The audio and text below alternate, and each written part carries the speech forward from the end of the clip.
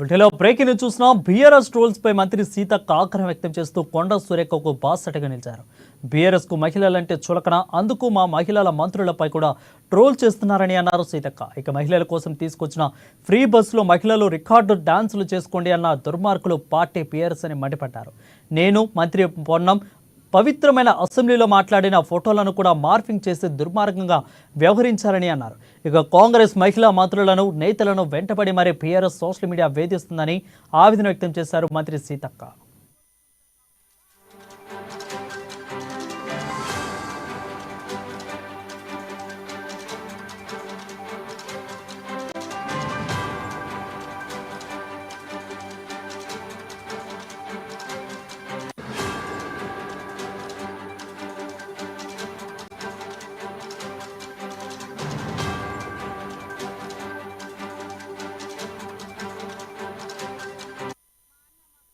Hello breaking చూసినాం. BRS trolls పై మంత్రి సీతక్క ఆగ్రహం వ్యక్తం చేస్తూ కొండా సురేఖకు బాసటగా నిలిచారు.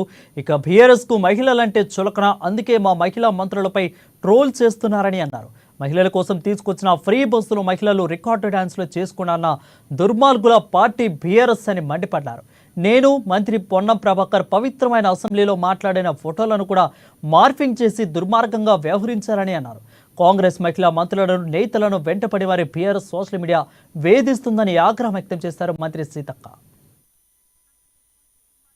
డాన్సులు చేసుకోండి, కుటుంబాలు డాన్సులు చేయండి. దీనికును నేను అన్నదానికి ఏమన్నా కొంతనే ఉన్నదా? అయ్యే ఖాళీగా ఉన్నప్పుడు కూర్చుంటారు, చేతిలో ఏదో పని ఉంటుందో కాగితం ఉంటుందో రాసుకుంటారు, చదువుకుంటారు.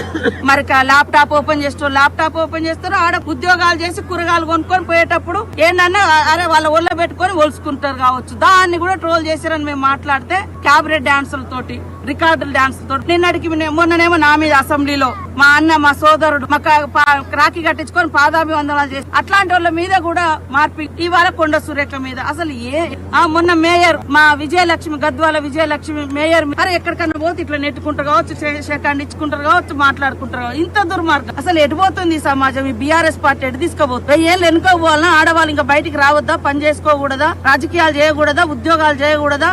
ఊళ్ళు లేలకూడదా? సర్పంచులు, ఎంపీటీసీలు, ఎంపీపీలు కాకూడదా?